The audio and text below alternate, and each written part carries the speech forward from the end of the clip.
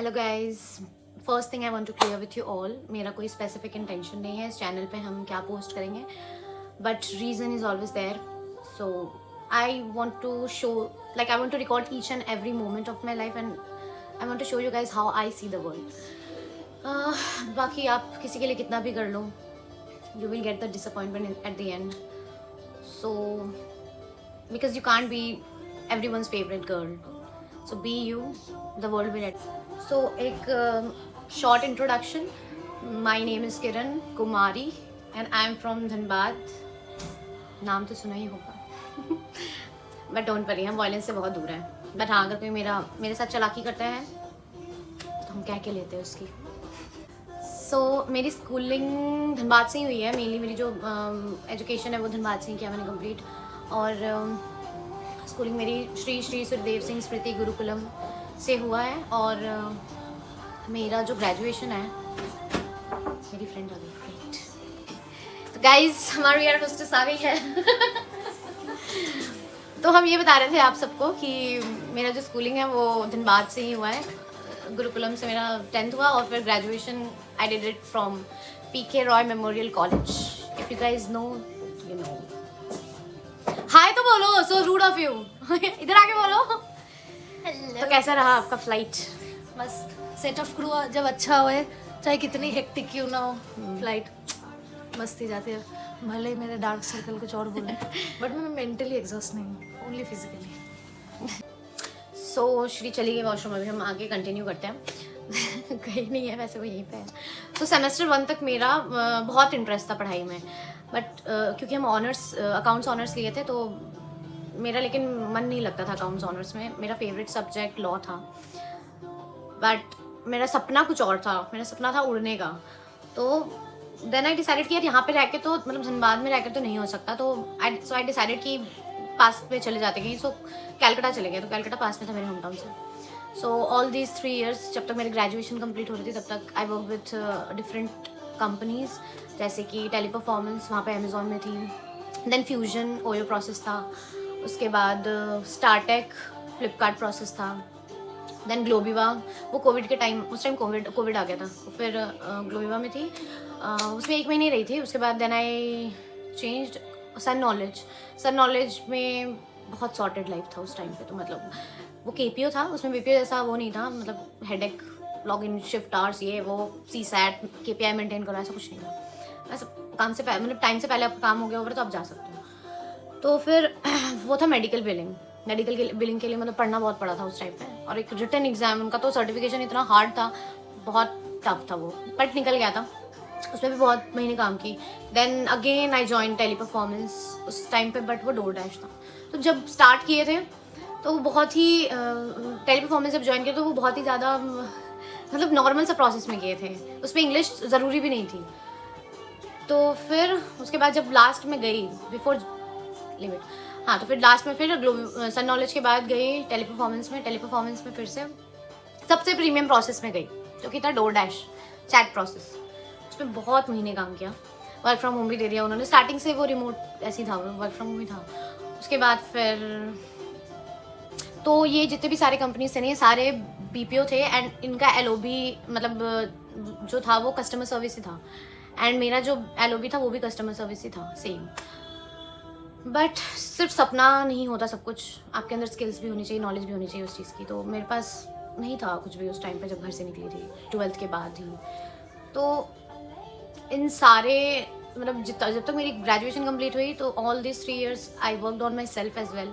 जैसे कि communication skill को इन्हेंस किया, बिकॉज आप customer service as BPO join करते हो तो होता है, आपको करना पड़ेगा. कम्युनिकेशन पे काम किया, CRM पे वर्क किया, पर्सनैलिटी, ग्रूमिंग, इन सब पे वर्क किया. मतलब उन सारे स्किल्स पे वर्क किया जो एक फ्लाइट अटेंडेंट बनने के लिए चाहिए होती है. और साइड बाय साइड मेरी ग्रेजुएशन भी चली थी. जैसे ही मेरी ग्रेजुएशन कंप्लीट हुई, I went for an IndiGo interview. ठीक है first attempt failed.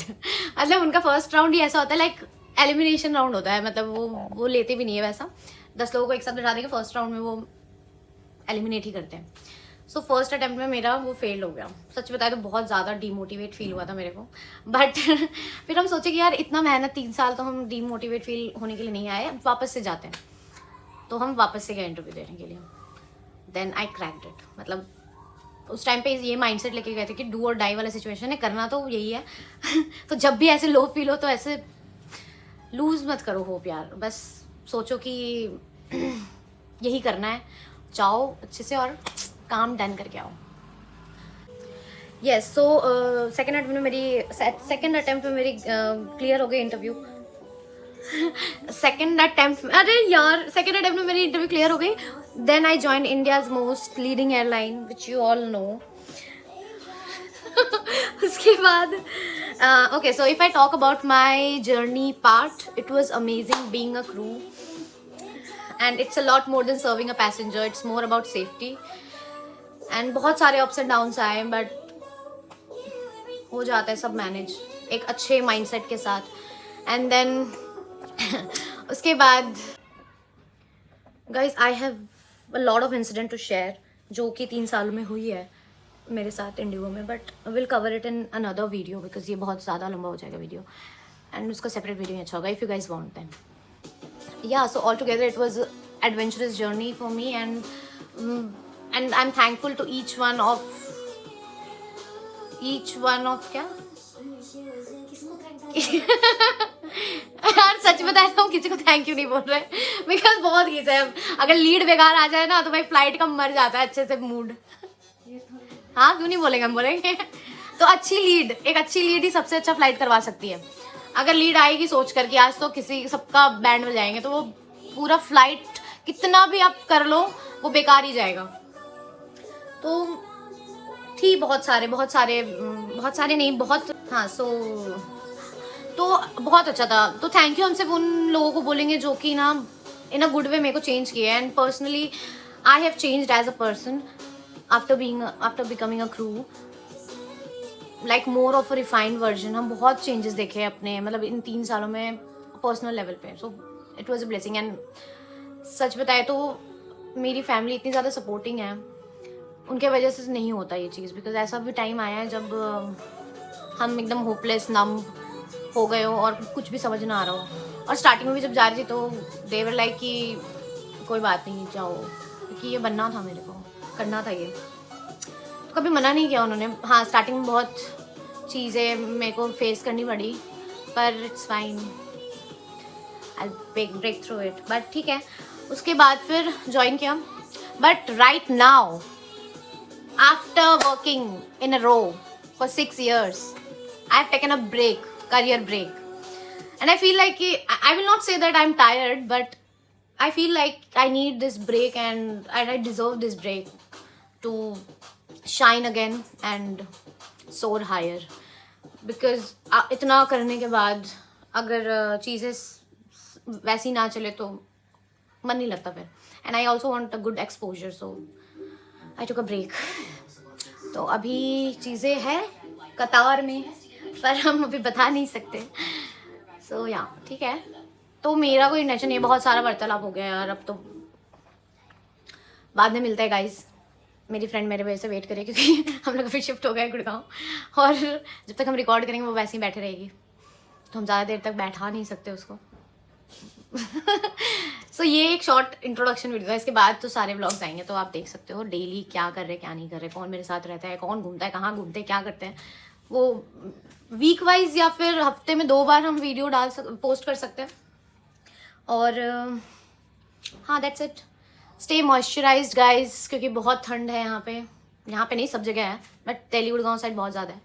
And secure your peace बहुत ज़्यादा इम्पॉर्टेंट है वो. And sleep well to do well. Bye bye. Radhe Radhe.